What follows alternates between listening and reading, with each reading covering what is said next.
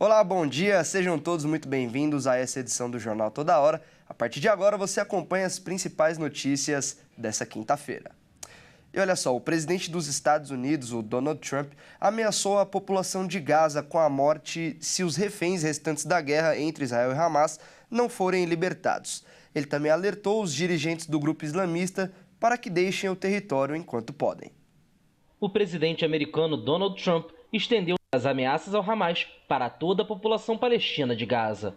Em uma publicação na rede Truth Social, o republicano disse: "Para a população de Gaza, um lindo futuro os espera, mas não se retiverem os reféns. Se o fizerem, estão mortos.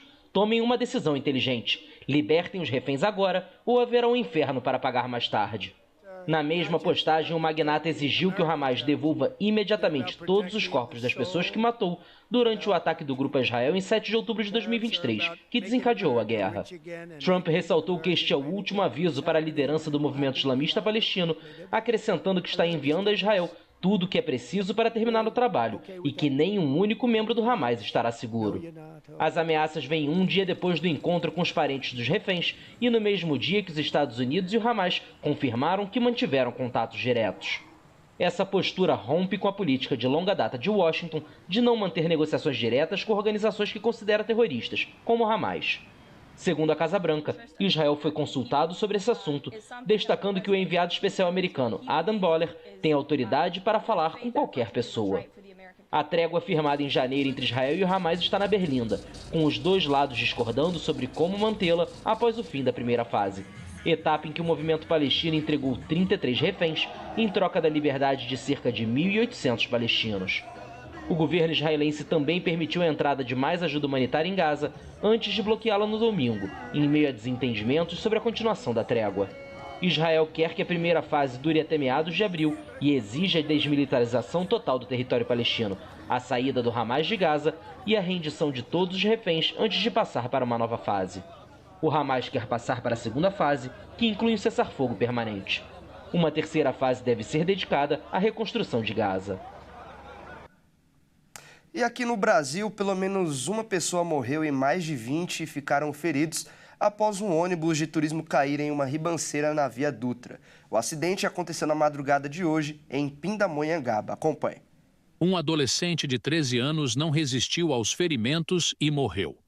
A informação foi confirmada pela Defesa Civil de São Paulo. Outras 25 pessoas que ficaram feridas foram socorridas. O Corpo de Bombeiros informou que a maioria dos socorridos foi levada ao pronto-socorro de Pindamonhangaba. Os demais foram socorridos em outros hospitais da região. O ônibus de turismo da aviação 1001 saiu do Rio de Janeiro com 45 pessoas e caiu em uma ribanceira da rodovia Presidente Dutra, na madrugada desta quinta-feira. O acidente aconteceu na altura do quilômetro 98, no trecho de Pindamonhangaba. De acordo com informações preliminares do Corpo de Bombeiros, o ônibus teve problemas mecânicos. E ao parar no acostamento da Dutra, o solo cedeu, derrubando o veículo na ribanceira, que tem cerca de 7 metros. De acordo com a Polícia Rodoviária Federal, o ônibus saiu do Rio de Janeiro por volta das 10 da noite e tinha a capital paulista como destino. Equipes da concessionária, do Corpo de Bombeiros e do Serviço de Atendimento Móvel de Urgência foram acionados ao local do acidente para o resgate das vítimas. Houve registro de congestionamento no local, mas por volta das 7 da manhã, o trânsito já fluía normalmente. E antes de encerrar, vamos falar de economia. As projeções do monitor do PIB da Fundação Getúlio Vargas indicam que a economia brasileira cresceu no ano passado. O crescimento gera emprego e estimula o consumo, mas por outro lado, a inflação preocupa. As projeções para o PIB de 2024 da Fundação Getúlio Vargas apontam para o crescimento da economia em cerca de 3,5%. O número oficial do PIB sai nesta sexta-feira, com a divulgação do IBGE. Se o resultado se confirmar, essa será a maior expansão da economia desde 2021, quando o aumento foi de 4,8% após o tombo no ano anterior, por causa da pandemia de Covid-19. Se a economia cresce, ela gera emprego. As pessoas empregadas ganham mais dinheiro e consomem mais. o que também ajuda a elevar o PIB.